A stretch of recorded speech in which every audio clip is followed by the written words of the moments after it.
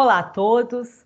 É uma grande alegria estar mais uma vez aqui falando de direitos e garantias que as crianças e adolescentes possuem de forma acentuada, expressas no ECA, que tem reconhecimento internacional. Para começar a nossa conversa, é importante entender que adolescentes não cometem crime, e sim ato infracional.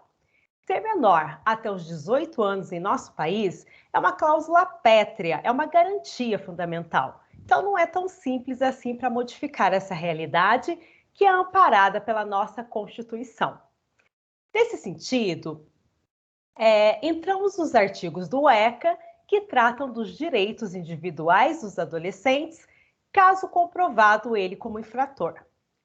O artigo 106 diz assim: nenhum adolescente será privado de sua liberdade, senão em flagrante de ato infracional, ou por ordem escrita e fundamentada da autoridade judiciária competente.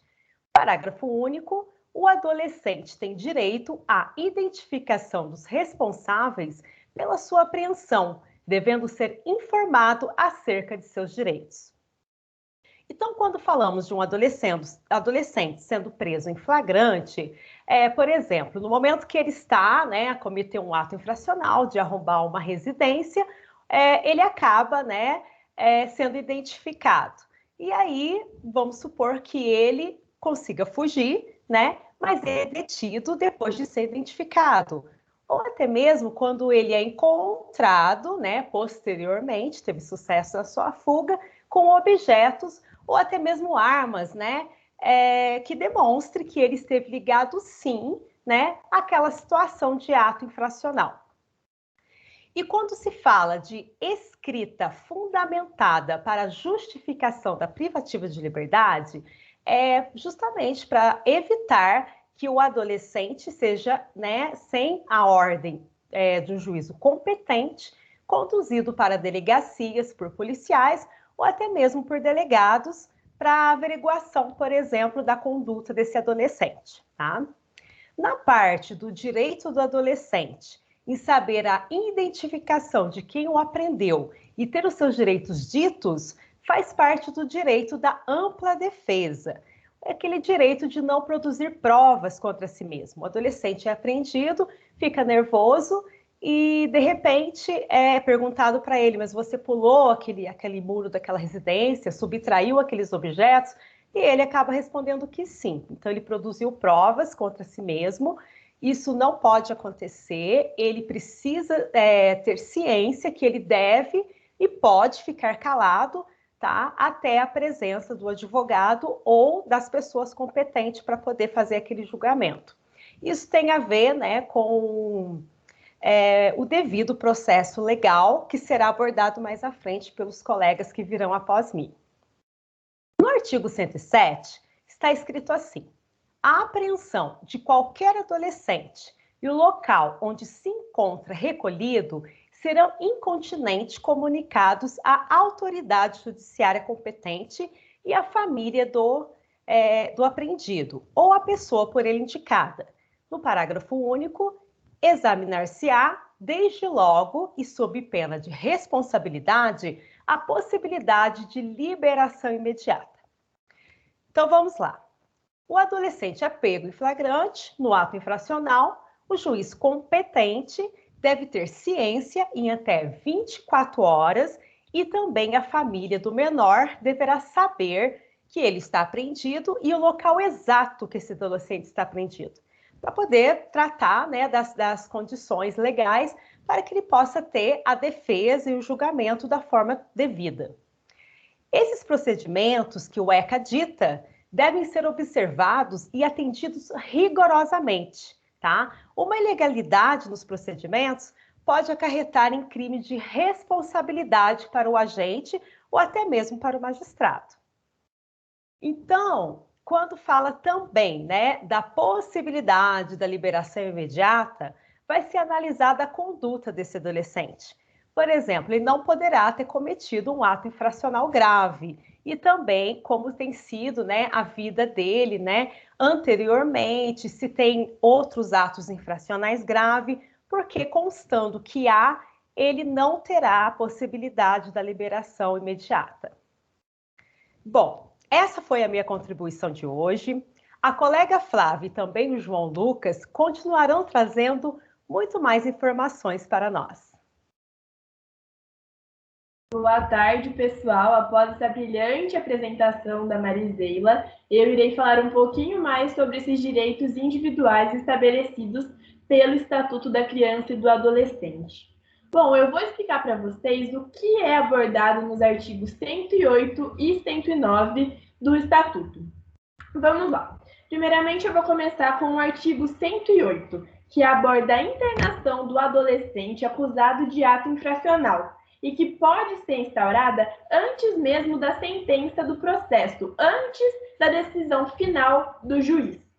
Essa medida é uma medida provisória e visa assegurar a integridade física e moral do jovem.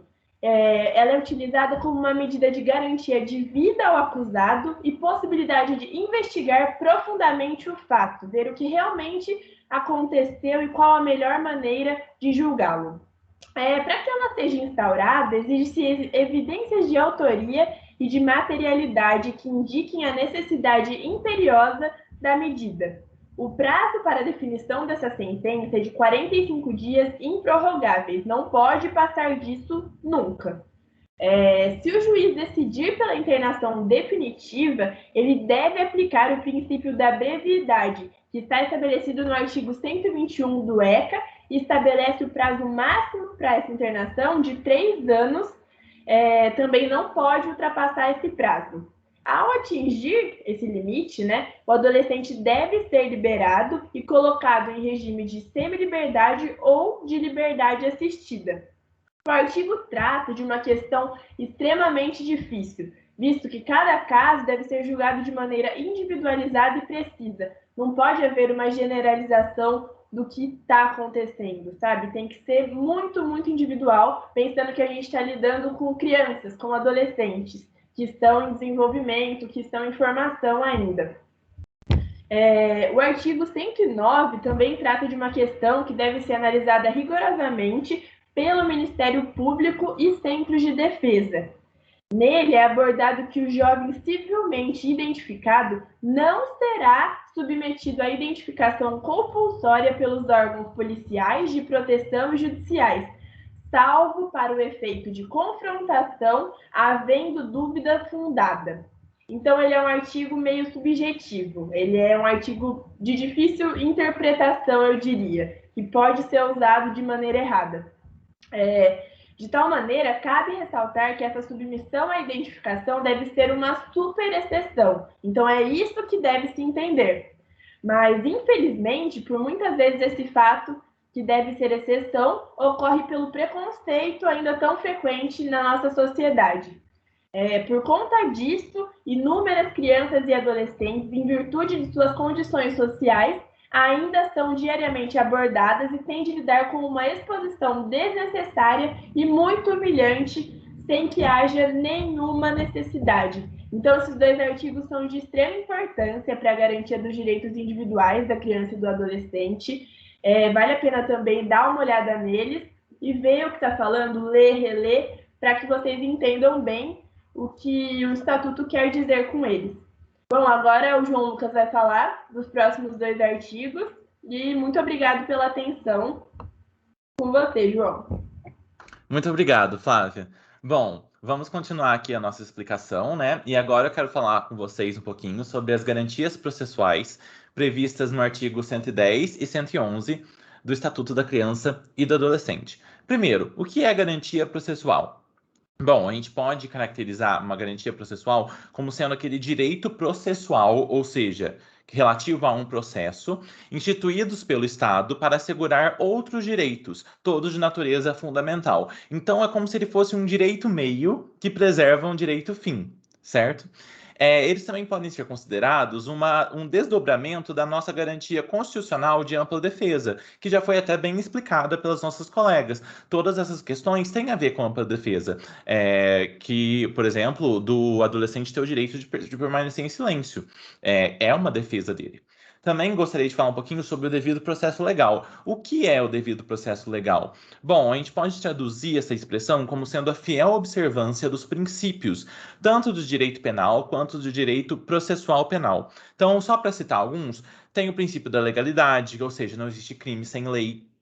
Tem o princípio da ampla defesa, que a gente já falou um pouquinho, o princípio do contraditório, o princípio da publicidade, que o processo penal sempre é público. Então, para que um processo penal, um processo de responsabilização, seja devido, ele tem que se ater a todos esses princípios. Além disso, quando a gente está tratando precisamente do processo de responsabilização de adolescente infrator, a gente tem que pensar também que o juiz ele deve ter uma visão além daquilo que simplesmente está no processo, do texto e do contexto da situação.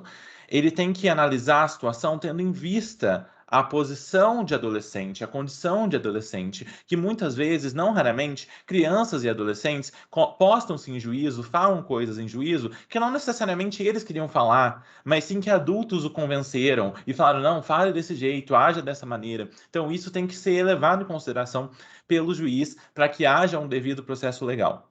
Agora, no artigo 111, eu vou fazer uma leitura conjunta com vocês, porque ele vai esmiuçar quais são as garantias. Na verdade, é um rol exemplificativo. Ele cita algumas garantias aqui que têm que estar presentes, mas existem outras. Mas eu vou ler com vocês e nós vamos fazendo comentários, tá?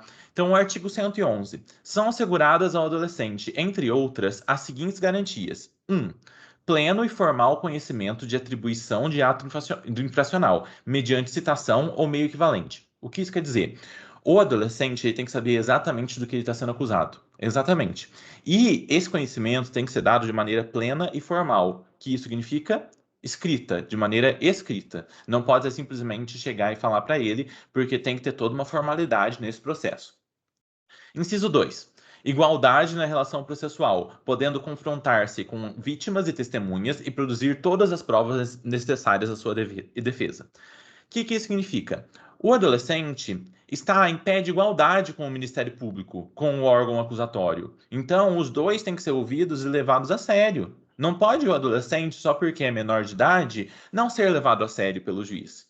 E além disso, quando fala podendo confrontar-se com vítimas e testemunhas, é que o adolescente pode alegar que não foi bem assim que aconteceu. Ele pode opor a sua versão dos fatos à versão da vítima e das testemunhas. Ele tem esse direito que nem todos temos quando sofrendo um processo.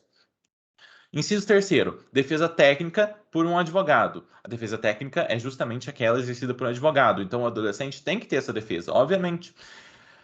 Inciso 4. Assistência judiciária gratuita e integral aos necessitados, na forma da lei. Aqui está falando da gratuidade da justiça, né? Que ela é concedida aos hipossuficientes que não têm condições de arcar com as custas do processo ou de contratar um advogado. Inciso 5. Direito de ser ouvido pessoalmente pela autoridade competente. Aqui a gente está falando um pouquinho da autodefesa também, né? Então, o adolescente ele tem o direito de ser ouvido pelo juiz pessoalmente e diretamente, cara a cara com o juiz, para dar a sua versão acerca dos fatos. E isso inclui também o direito ao silêncio, ele tem o direito a ficar em silêncio. Tudo isso respalda, né, na autodefesa e na ampla defesa, que a ampla defesa seria o gênero que comporta duas espécies, a autodefesa e a defesa técnica, que a gente está falando aqui agora. E por último, o inciso 6 fala do direito de solicitar a presença de seus pais ou responsável em qualquer fase do procedimento. Então, isso também, o adolescente tem o direito de ser acompanhado de seus pais ou responsáveis sempre que estiver em juízo, para ele se sentir mais seguro e tudo mais, para ele se sentir mais à vontade no lugar. Bom, deu para dar uma passada por cima. Eu acho que a gente conseguiu explicar bem um pouquinho sobre esses direitos e das garantias que um adolescente tem para quando está sofrendo um processo que visa a responsabilização por um ato infracional. Espero que vocês tenham gostado do nosso conteúdo. Queria agradecer muito às nossas colegas, a Flávia e a Mariseila, pelo conteúdo que todo mundo trouxe aqui de muita qualidade. E é isso, nos vemos na próxima. Muito obrigado a todo mundo. Tchau!